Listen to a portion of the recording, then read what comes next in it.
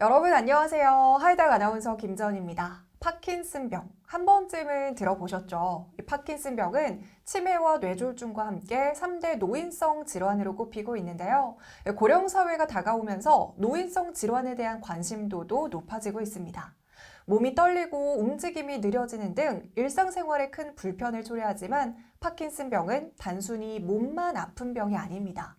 우울감이나 불안감 등 마음까지 힘들게 하는 비운동 증상도 동반이 될 수가 있죠. 그래서 오늘은 이 파킨슨 병에 대해서 조금 더 자세하게 알아보는 시간 가져볼 텐데요. 함께 하실 한상돈 원장님 모셔보겠습니다. 원장님 안녕하세요. 반갑습니다. 네, 소개 부탁드릴게요. 네, 안녕하세요. 바로손병원 신경과 전문의 한상돈입니다. 반갑습니다. 네, 반갑습니다. 아니, 원장님, 오늘 주제가 파킨슨 병이잖아요. 네. 어떤 질환인지 먼저 개념부터 좀 짚고 넘어가야 될 것 같은데, 파킨슨 병은 무엇이고, 이 병이 생기는 원인이 궁금합니다. 네, 뇌 특정 부위에 퇴행성 변화가 발생해서 겉으로는 손발이 떨리고 몸이 조금씩 굳으면서 행동이 느려지는 병이라고 말씀드릴 수 있는데요. 그 퇴행성 변화가 왜 생기는지에 대해서는 명확히 밝혀지지는 않았습니다. 예. 알츠하이머 치매처럼 노화의 과정에서 누군가에게 생기는 것인데 원인을 찾아서 차단하는 것도 불가능하고 누구에게 언제 발병할 것인지 미리 예측하는 것도 어렵기 때문에 앞서 말씀드린 증상이 나타나면 증상이 심해지기 전에 진찰을 받고 조기에 진단해서 꾸준히 관리하는 것이 중요합니다.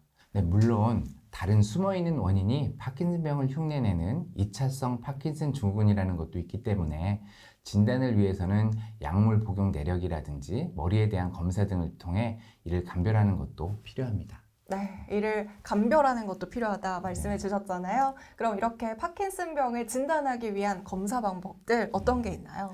예, 파킨슨병에 특화된 별도의 검사는 사실 없고요. 주 진단 도구는 파킨슨병 전문가의 병력 청취와 진찰 소견입니다. 좀 당황스럽게 들릴 수도 있겠지만요. 네. 많은 퇴행성 질환들은 여전히 전문가의 직접 판단이 주요 진단 기준이 됩니다. 물론 파킨슨병은 도파민의 부족 현상이 증상을 일으키기 때문에 도파민 PET 검사 같은 경우 상당히 특화된 검사이긴 하지만 매우 고가의 검사이고 검사가 가능한 병원이 제한적이기 때문에 모든 진단 과정에서 필수로 하고 있지는 않습니다. 환자의 병력과 진찰 소견상 파킨슨병이 의심되면 2차성 파킨슨 증후군은 아닌지 검토하기 위해서 피검사와 머리 MRI 같은 것을 먼저 시행하고요. 다른 원인이 될 만한 것이 없을 경우에는 일단 파킨슨병으로 진단하고 약물 투여를 하거나 아니면 약물 투여 없이 경과를 일단 지켜봄으로써 확진을 해나가는 그런 과정이 일반적입니다. 증상이 많이 진행되어서 병원에 처음 오셨을 경우에는 진료실에 들어서자마자 바로 확진을 할 수도 있지만 네. 어떤 분들은 1년 넘게 약을 처방해 드렸다가도 아무래도 파킨슨병은 아닌 것 같다 이렇게 결론을 내리게 되기도 할 정도죠. 그럼 제가 또 궁금한 게요. 파킨슨병은 운동장애, 비운동장애 여러 가지 증상이 있잖아요. 맞습니다. 일단은 운동장애 대표적인 증상은 어떤 게 있는지 알려주세요. 운동장애의 증상은 처음에 말씀드렸던 손발이 떨리고 몸이 조금씩 굳으면서 행동이 느려지는 것입니다. 예. 손이 떨린다고 해서 다 파킨슨병과 관련된 것은 아닌데요. 네. 저희들 표현으로 안정시 떨림, 그러니까 가만히 있을 때 떨리는 경우가 해당됩니다. 또 가벼운 물건을 들고 있을 때 떨리는 것은 본태성 진전이라는 또 다른 질병과 관련성이 높거든요. 예. 그 외에 걸음걸이가 변해서 구부정해지고 보폭이 작아지거나 팔 동작이 감소하는 것도 흔히 동반되는 증상입니다. 제가 수전증이 조금 있는데 이거는 네. 또 파킨슨병은 아닌 거죠? 그렇죠. 아까 말씀드린 본태성 진전 같은 것과 감별을 해야 되기 때문에 자세한 진찰 이런 것들이 필요하다고 봅니다. 네, 그럼 이어서 방금은 운동장애였잖아요. 네. 비운동장애 대표적인 증상은 또 어떤 게 있을까요? 네, 크게 나누자면 기억이나 정신 증상, 자율신경 증상, 수면 장애, 감각 이상 등이 있는데요. 기억력이 좀 나빠지거나 쉽게 화를 내는 그런 성격으로 바뀌기도 하고 네. 갑자기 일어섰을 때 혈압이 떨어져서 그런지 어지럼증을 호소하는 경우도 간간히 있습니다. 배변이 힘들어지기도 하고 잠을 잘 못 자거나 자다가 반복적으로 깨기도 하는데 수면 중 소리를 지르거나 몸을 심하게 움직여서 같이 자는 사람을 놀라게 하기도 하죠. 예. 감각이 둔해지거나 손발에 이상 감각이 느껴지기도 할 정도로 다양한 증상이 나타납니다. 또 하나의 대표적인 증상인 우울증 이런 것도 있고요. 네. 이런 증상들이 있다고 해서 파킨슨병의 전조 증상이라고 오해하실 필요는 없습니다. 파킨슨병을 진단받고 이전에 없던 이런 증상들이 생기면 이것들을 잘 관리해야 되기 때문에 관심을 갖는 것이지 진단의 주요 포인트는 아니라고 말씀드릴 수 있겠고, 이전부터 있던 증상이 아니라 파킨슨병 증상과 함께 조금씩 나타났을 때 관심을 가져야 할 부분들입니다. 네, 그럼 여기까지 이제 증상에 대해서 우리가 좀 알아봤다면 치료법도 굉장히 중요한데요. 일단 첫 번째로 운동 장애는 어떤 치료법으로 이제 치료를 하게 되나요? 아까 앞서 잠깐 말씀드렸었는데요. 네. 이 증상이 결국 도파민이 부족해서 나타나는 현상이거든요. 그렇기 때문에 기본적인 치료는 부족한 도파민을 보충하거나 그 도파민을 대체하는 다른 약물을 투여하는 것입니다. 예, 그럴 경우에 질병 초기에는 거의 티가 나지 않을 정도로 안정적으로 잘 지내실 수도 있습니다.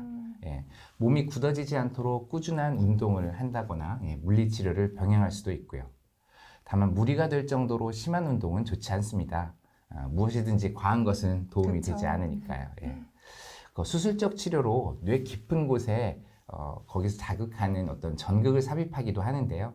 모두에게 가능한 것은 아니고 약물 치료에 어느 정도는 반응을 하는 분들에게 시도하는 것이라서 약물 치료가 우선이라고 봐야겠네요. 일단 첫 번째로는 약물 치료를 네. 해야 된다 이렇게 좀 정리를 맞습니다. 해주셨고요. 그럼 이어서 비운동 장애를 치료하기 위해서는 또 어떤 방법이 있을까요?